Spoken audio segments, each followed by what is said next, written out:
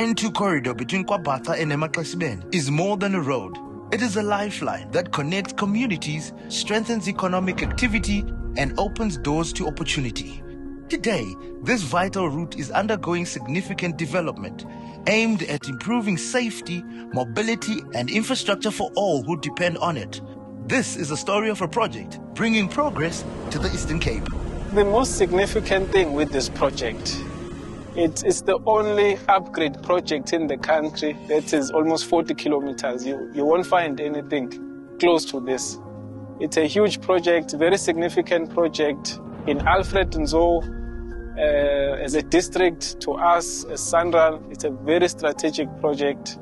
This is the busiest route in the country, connecting Kokstad and East London. And you will know that it's characterized with a lot of accidents because we are in the more residential area. There's a lot of pedestrian movement along the road. So we are trying to improve this road by correcting the alignment and improving more mobility to reduce the travel time between Mount Frey and Mount Elif. What we're doing here is mainly we're lifting the road alignment in some portions, and we're dropping the road alignment in some portions so that to achieve a suitable side distance, that is to reduce accident. And we're also widening the road so that we can have a 3-meter shoulder, we can have climbing lanes, we can have intersections that meets the specific requirement. Another thing, we're improving in situ material. So most of the material we found here is not in suitable conditions. So we remove most of it, we put in suitable material in some portions, we put in pioneer layer to allow water to run underneath the road. And then from there, all the existing pavement structure is going to be milled out and removed. And then we're going to put in a new pavement structure consisting of a selected layer, standard selected layer compacted to 95%. We're going to have a sub-base that's going to be stabilized to achieve a C3. We're going to be compacted to 97%, and we're going to have a G1 that's going to be compacted to 89%. From there, we're going to have a surfacing all throughout the road, Cape Seal. And then at intersection, climbing lane, and at the bridge section, we're going to have an asphalt. We're going to have 3 bridges that are going to be constructed. Some have already been under construction already. We're going to have 2 cattle creeps also being constructed. We are replacing all the culverts because from inspection that we had on site, all the culverts are not in suitable conditions. So all the culverts are being replaced and some are being extended. This route is characterized with a lot of accidents. So accidents are very high here because you have a lot of sharp curves. So that's why we are realigning the road so we can improve the alignment. Sharp curves will be more flatter, and all the blind rises we will try to correct, and it will be a very safe road. The traffic management plan that goes into our planning during construction. So it's designed also by our engineers. The contractor also makes sure that he follows that traffic management plan to make sure that there's free flowing of traffic even during construction. Safety in this project is one of the highest priority. As we see, we have built almost 26-kilometer bypass so that we can have vehicles away from where we're doing construction. That's the main thing. And where the construction trucks have to access site, we make sure that there are flag people waving the flag, telling them that here you have to stop, here you have to enter. The community will benefit the most because we have improved the local SMMEs. We are sourcing like 100% of the material here. We are sourcing locally. So there are more people who are tapping into the manufacturing space. We will be acquiring also a lot of raw materials from the area. The material we use for the road, we are sourcing locally. With regard to local labor, how we go about it is that the PLO, obviously in liaison with the TE manager, the PLO will have a list of everyone who's eligible for work and who's interested to work for the contractor.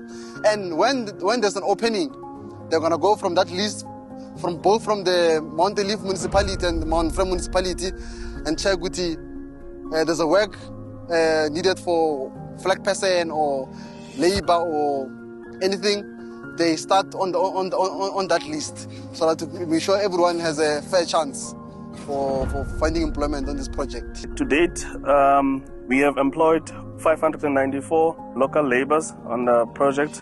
In total, to date, 21 students, but we have 17 currently on site, and then we have 373 laborers currently on site. We have a target to spend our 30% of our CPG is 440 million.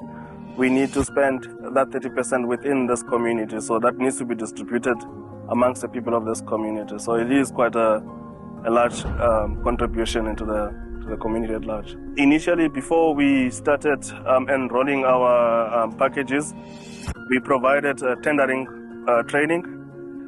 Later on, SANRAL took over that role to provide that training, but we still facilitated that training on site. The town section was run by CIDB 1s and 2 SMMEs. They were doing the stormwater pipe culverts, curb laying, walkways and channels, as well as subsoil. So I had to provide training for all that work, for all those SMMEs.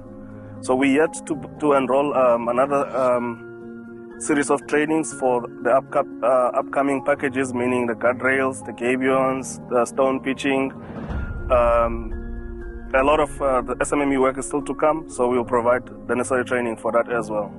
I applied in 2023 on SANRAL's database, applying for the internship program that was posted in social media. I got an opportunity to do my in-service training here in this project. I completed my qualification, and they absorbed me to continue as a technician in this project. So far, all I can say is that I'm learning a lot from this project, more especially in subsoil drainage. Firstly, I didn't know that drainage in the road construction is so much important up until I am working here. One of the challenges I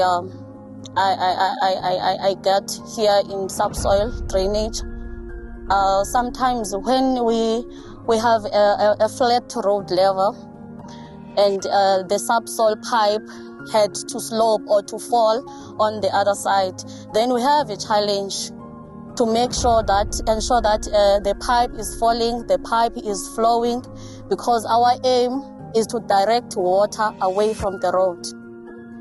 Personally, I have gained so much experience. I have gained hand skills. I have taken the theory learning to real world. I'm doing stormwater on this project. I started doing it from section 1, then went to section 3.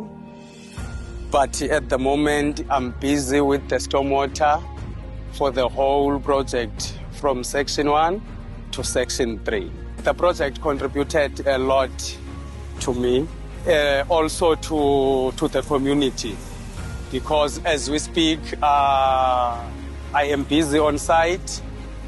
I employed 9 people that I am working with them currently. As we are busy with the stormwater, they know that when we come to the site, we are about to start excavating. When they know how to follow the level. There are levels that are there for us to follow, to dig the trench and all those things. From there, they know now how to start up until the completion of the pipe. With all the opportunities we are bringing, I've mentioned we are sourcing about 100% of the material we source locally here within the radius of 5 kilometers. So there's more value that will be left to the community. There's more value also that will translate to the road users by having a safe road, high mobility, while also taking care of pedestrians who are crossing the road. So I think there's more value that we are creating through this project. With each kilometer built, SANRAL moves us closer to a more connected and prosperous future. SANRAL, building South Africa through better roads.